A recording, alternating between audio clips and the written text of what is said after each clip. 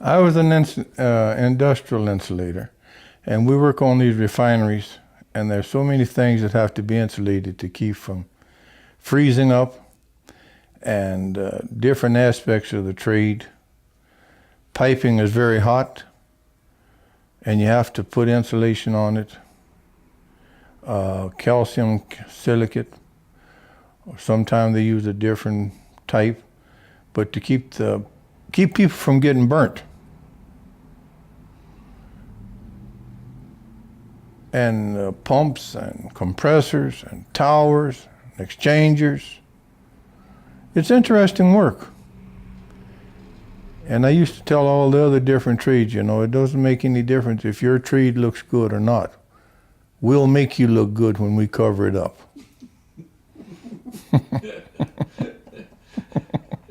We'll make you look good. But it sounds pretty dangerous as well. Well, now they've got a lot of different things than when I started, as far as breathing apparatuses, for dust control, and so many different things that if you use your dust mask and if you keep the places well ventilated and this and that, you can live a long life. But if you don't, you can shorten your days. Well, the safety precautions by the International Labor International Union were well known, but they weren't able to convince the companies to do a lot of that. So they knew about it well in advance. Oh, they knew in advance, but they didn't want to admit it until some of the insulators started to get sick with lung problems. And now it's a well-known fact that lung problems was caused from insulation dust, because there's different types of insulation. There's fiberglass insulation. There's many different types of insulation. And most of them give off some sort of dust. And so that's why that dust mask is very important. Another important thing is wearing good eye protection and good hearing protection. Because when you're working in these live refineries, there is a fair amount of noise. So if you want to be safe and be older in age and still have good ears, you best wear your ear protection.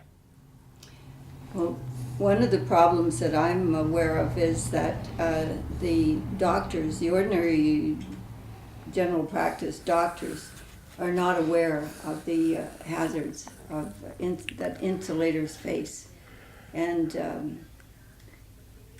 that is a problem.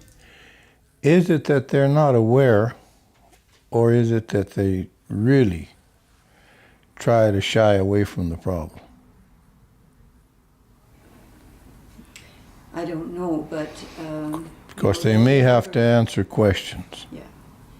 And the number of insulators that are dying off now for being misdiagnosed or not even aware of the international standards. Well, that's why we have a strong, good union. And I think if a person's having problems, they should go to the union, to the people that are in charge, and make reports. And I think they would get a little bit further, because we do have provisions for things like that now. And they could help you out a lot through the health and safety, and maybe help you with doctors and stuff like that, where they can send you to be tested. Because we have to have a physical. I think it's every 2 or 3 years now, where they take test your lungs and stuff like that. And a big thing too is, I think if you want to be in that trade, you shouldn't really smoke. But now most on jobs that is just coming up from the ground up, they allow you to smoke sometimes on the job. But on a live job, where the plant's running and everything, they have fenced off areas where you can smoke. So everything works in hand, because you get that tar from cigarette smoke on your lungs, and the insulation fibers and things get into your system, and there you start a growth.